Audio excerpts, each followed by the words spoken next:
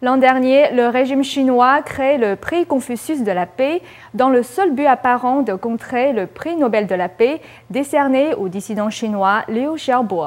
Mais le ministère de la Culture du régime a récemment annoncé l'annulation du prix Confucius cette année.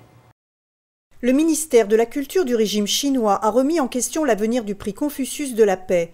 Liu Haofeng, président exécutif du prix, a maintes fois assuré que le ministère appuyait toujours l'attribution de ce prix. De son côté, le ministère a affirmé que le prix Confucius de la paix n'avait jamais reçu l'approbation de l'État. Dans un entretien avec Associated Foreign Press, Liu a clairement indiqué que le prix continuerait et que, je cite, « il ne s'agit que du retrait de l'organisateur précédent ». Le ministère de la Culture a ensuite réaffirmé que le prix avait bien été annulé.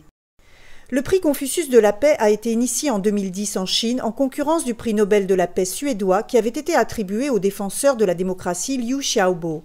Ce dernier purge toujours une peine de 11 ans de prison pour une prétendue subversion du pouvoir de l'État.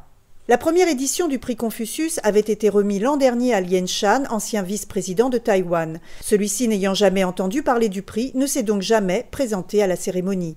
Les nominés au prix Confucius cette année étaient entre autres le Premier ministre russe Vladimir Poutine, Gyan Khaing Norbu, le Panchen Lama désigné d'office par le régime chinois, et le président sud-africain Jacob Zuma.